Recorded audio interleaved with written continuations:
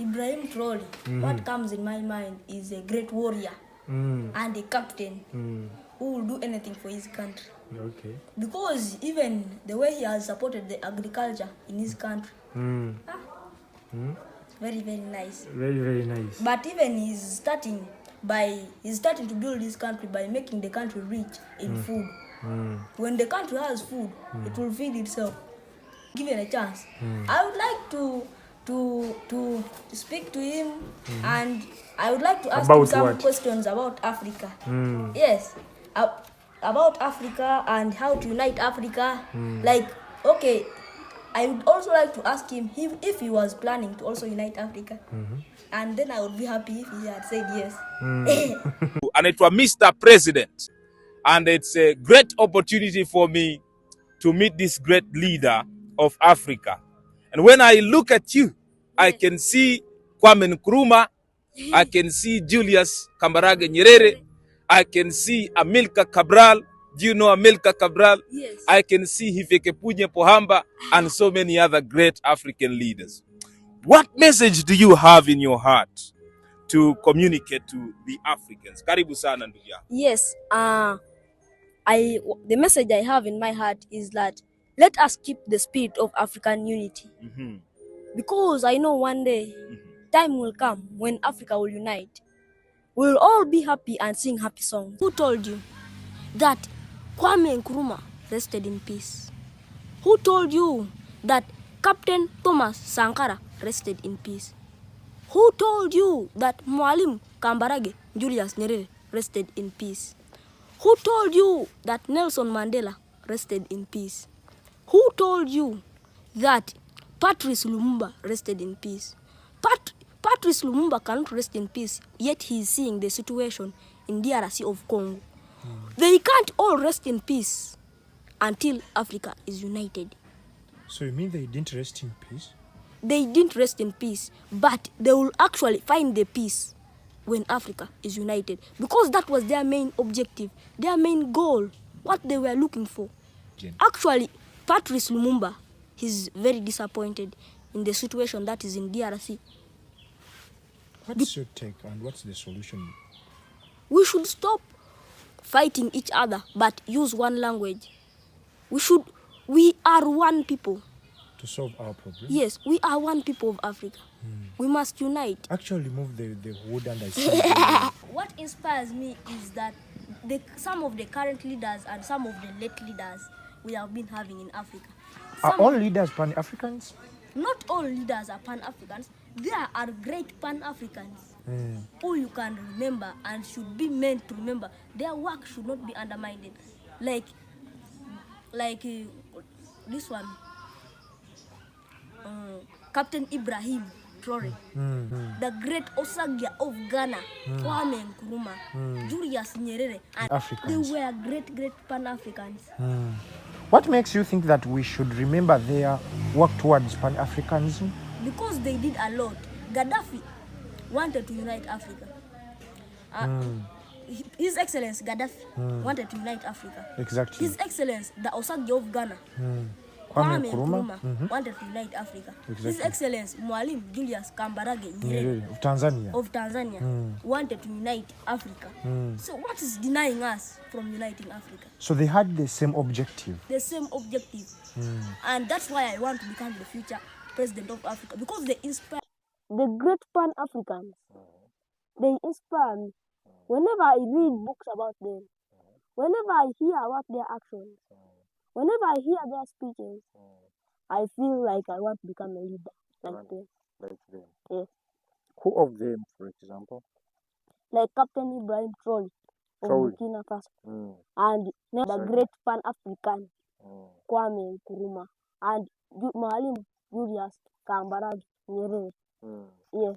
They inspires you so much. Yes, they inspire At first you talked about Ibrahim Traore of Burkina Faso. Yes. Actually, I just think. You just think?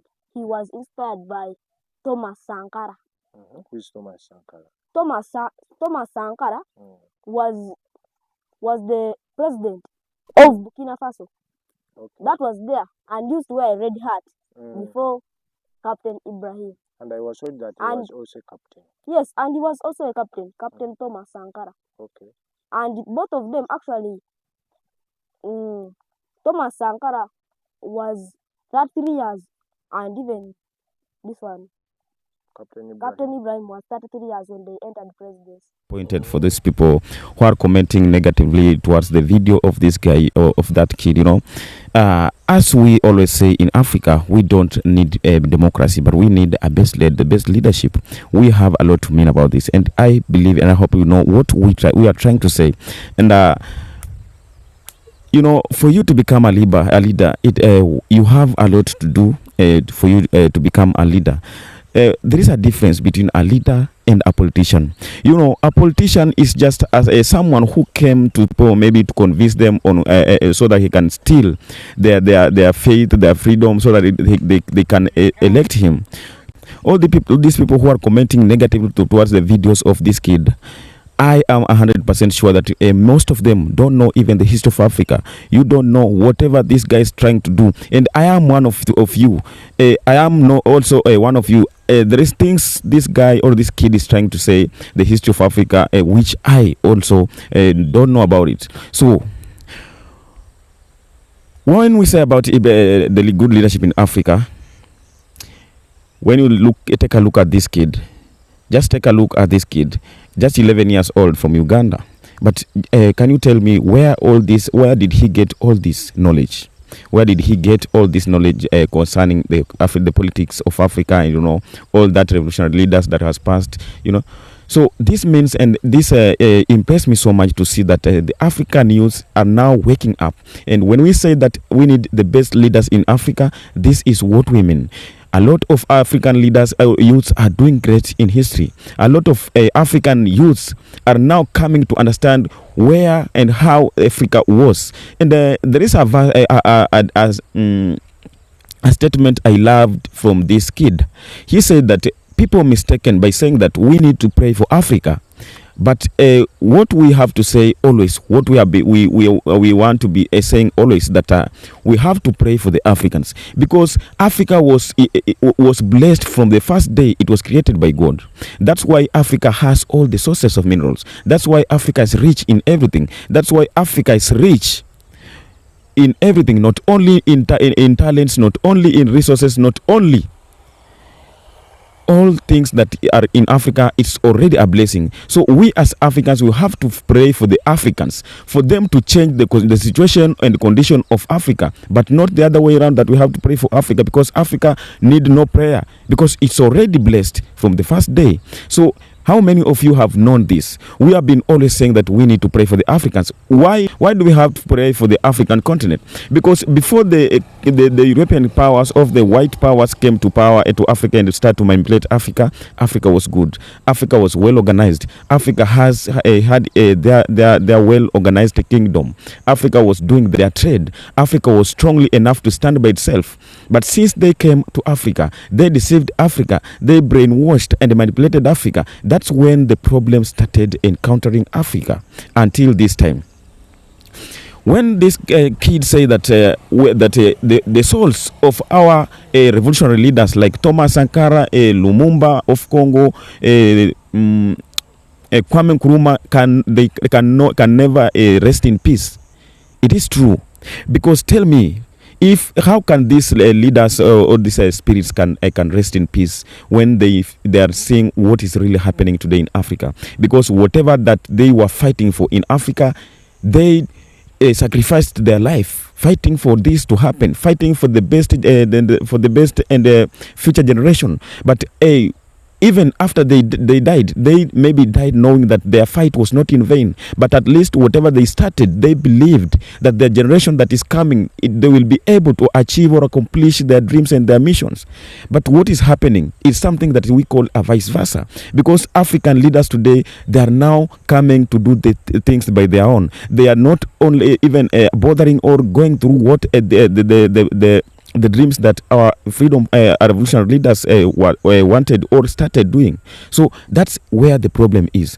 And I see someone commenting that this guy is pretending to know everything, and he said that The dead cannot don't know what is happening, and we don't have to speak about them. How sure are you that they don't know what is happening?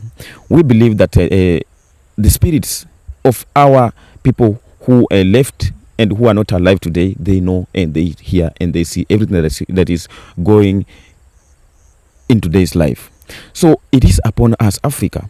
So when my point is, and my point was, when we see this kind of kids are coming up today and every day, we have the hope that Africa is going to be saved. We have the hope that if we have several kids like this, then we are going to, Africa is going for the future. Africa is going to produce leaders but not politicians. Africa is going to produce leaders but not politicians. Because you cannot tell me that this guy or this kid, all that this knowledge that he's speaking and all the history of Africa he's trying to speak out, you cannot tell me that he was taught in school. No. But this is just a genius kid. This is a talent from God. This is a kid who was born, and the leadership was born in him. As Kwame Nkrumah said, that he is not he's being called an African because he was born in Africa, but because Africa was born in him. So whatever we are doing today, we have to know that what we are doing is not that we have. And that's the difference between the politicians and the leaders. Because a politician is just once someone has started to earn a lot of money, and maybe he has money and he believes that he can come and convince a crowd of people, and maybe he buys their identities. He convince all that people with their money. Then he can just own the seats and the position and acquire all that all that he's after. And that's why the leaders or the politicians that we are having today, they are coming and they are misusing Africans because they believe that what they are doing, they were already paid it. They have already paid for what they are doing. And that's why you see in Africa today, the African leaders know what they are doing. But we as Africans, we are still fighting each and every day on the streets, demanding for the best leadership. But you know what? The problem is not the best leadership, and the problem is not about fighting. But the problem, and what we have to understand, is that these leaders who are fighting for each and every day, the youths dying on the streets each and every day, demanding their rights, demanding the best leadership. This cannot happen, and if it can happen. It's not that easy, but it will take time. Because of what? These leaders that we are having today, they are not operating as their own. They are not making decisions of their own, but they are operating under some people's policies and decisions. These African leaders that we are having today, they are just like a picture. They are just like representatives. They are just like an agents who are working under some people's policies. And that's why it's very hard for us today to say that we want to make Africa good, Africa best as we want. Then we have to take hard decisions like of Burkina Faso. We have to start by changing the system, the whole system. Like Ibrahim Traore did to Burkina Faso. Because it is not something that we can just wake up and say that this is what we want. It has to cost us a lot. Once upon a time, Ibrahim Traore said that liberation is not something that you can just wake up and start to speak about, but liberation requires a lot. It requires sacrifice. It requires death. It requires suffering for you to achieve this agenda of liberation. That's why he's decided to take tough decisions by doing all that he did in Burkina Faso, because he started by uprooting the roots. When we can be able to uproot the roots, then we can speak about the unity of Africa. So I will not take much of your time, because I hope that you enjoyed the video and you support this kind of kids who are rising in Africa.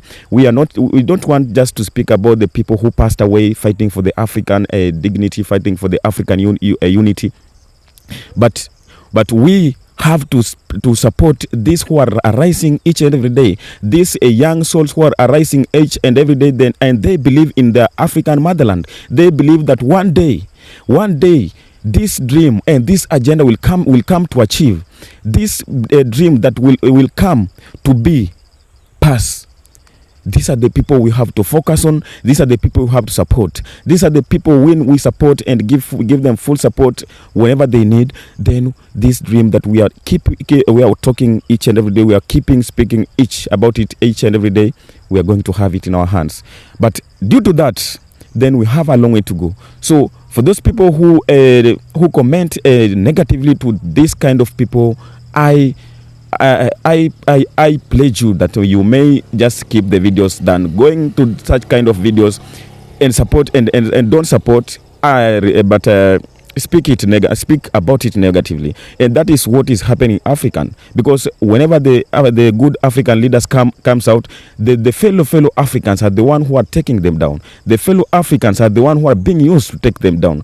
And if we can continue doing this, then we have nowhere to go. We are going nowhere, but we will remain slaves. We will remain colonizations forever and ever. So this is Kenyan Explorer. Just tell me to have the comment section about this video, because I hope that many of us and majority support this kind of people and this kind of kids, because we need the better and the brighter future of Africa. So this is Kenyan Explorer. Thank you for your subscription. Thank you for your visit to this channel.